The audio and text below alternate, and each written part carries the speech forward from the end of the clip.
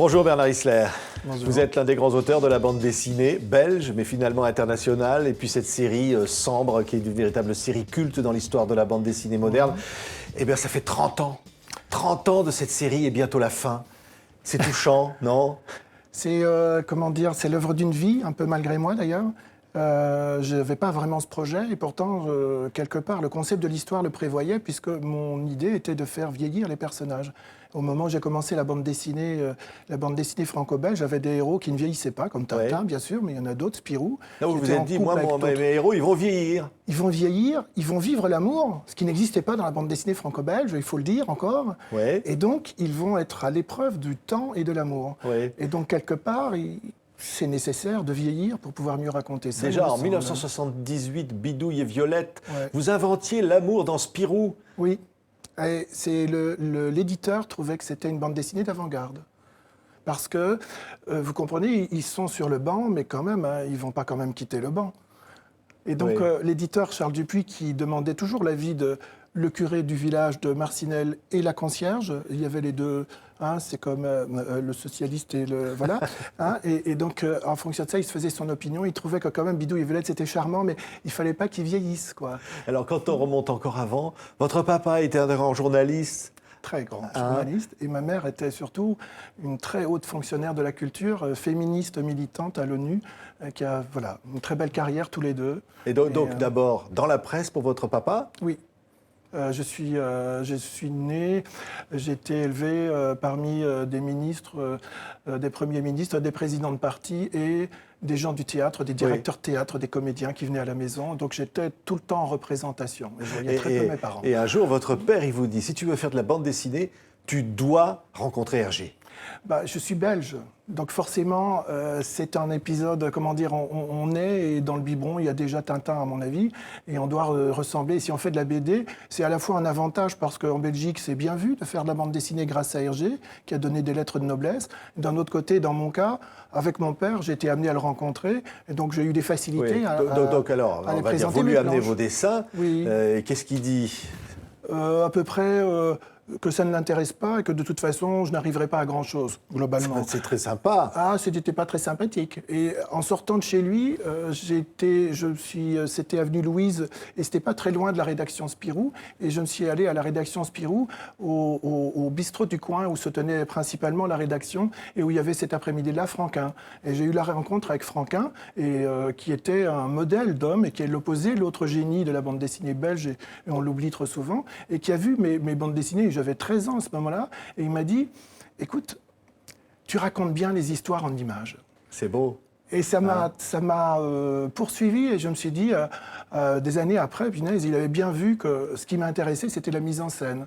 Et c'était un homme extrêmement généreux qui a donné énormément à la bande dessinée, et surtout à Spirou. Oui, puisque... oui. Mais pour revenir une seconde sur Hergé, Oui. quand il arrive, que vous allez le rencontrer, qu'est-ce qu'il dit? On peut le dire aujourd'hui.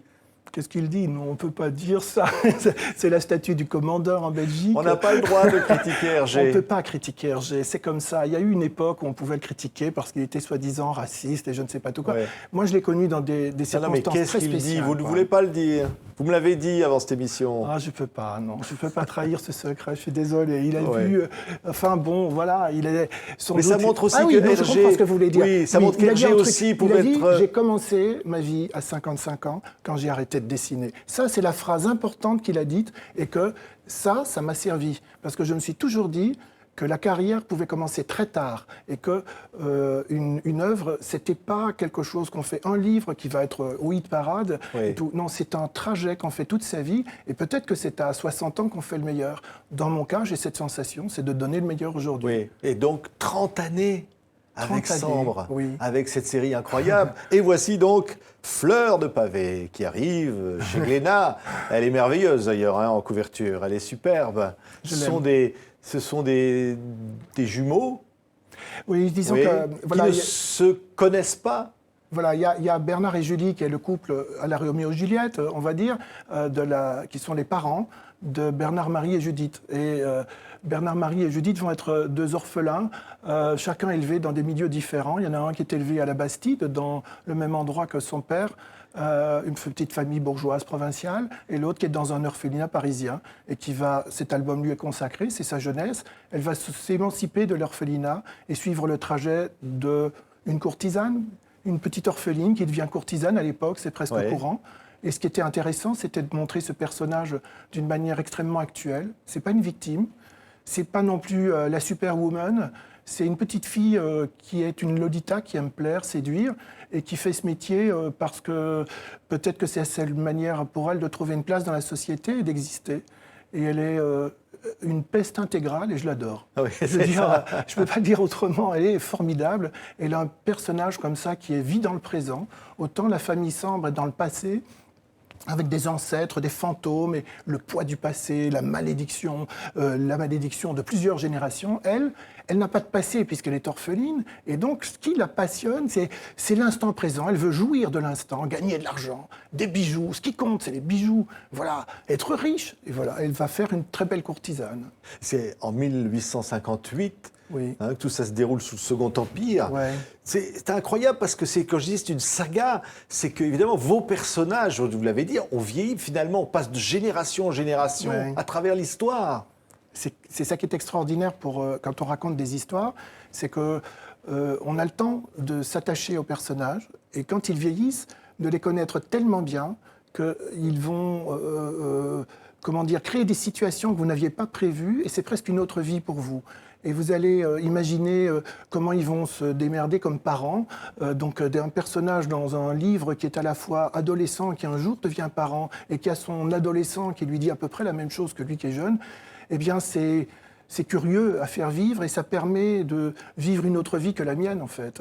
Puisque je me mets et j'expérimente des choses que je n'ai pas pu faire dans ma vie, et par le biais de ces personnages, par moment, moi je suis une femme dans le 19e, qui n'a pas envie d'être mère, qui souffre de ça et qui a envie de rester femme, et qui vit avec une certaine douleur romantique, et qui n'a pas connu un enfant, qui va en même temps en avoir un autre et pas très bien savoir choisir, et qui quelque part, peut-être, elle va faire la tragédie sans le vouloir, par amour, comme tous les parents font souvent. Une grande tragédie romantique. C'est une tragédie, parce que la tragédie, elle nous rappelle que nous sommes humains, et que la tragédie, c'est ce qui nous aide le plus à vivre.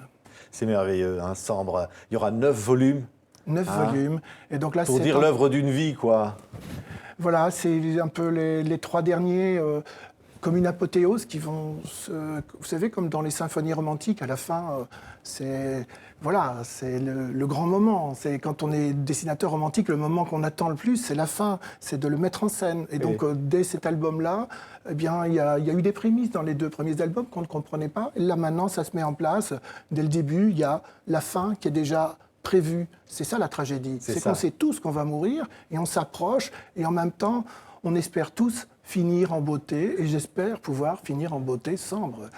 En tout cas, j'en ai, je crois, un peu plus la maturité. En tous les cas, c'est merveilleux, c'est vraiment merveilleux. Ce qui est fabuleux, c'est qu'on est dans un univers fantasmé, extraordinaire, dans une autre époque. En même temps, vous êtes, et d'ailleurs, c'est pour ça qu'on m'a mis en synthé sur l'écran, un artiste multimédia. Vous êtes un artiste d'aujourd'hui, vous êtes passionné par... Vous faites des magazines sur le web, vous exposez au Louvre avec des œuvres inventées sur Internet. C'est-à-dire que vous êtes dans les 2 mondes, finalement, mais c'est presque la même chose pour vous. Je suis un artiste qui cherche et qui n'a pas trouvé. Et je ne suis pas monomaniaque, j'ai besoin de me poser des questions et de n'avoir jamais de réponse. C'est comme une dialectique, chaque album doit faire réponse au précédent. Et donc j'ai expérimenté les techniques classiques de la bande dessinée, et j'ai eu besoin de dire, tiens, si je veux raconter le XXe siècle, il faudra que j'utilise des outils du XXe siècle, qui étaient le début de l'informatique.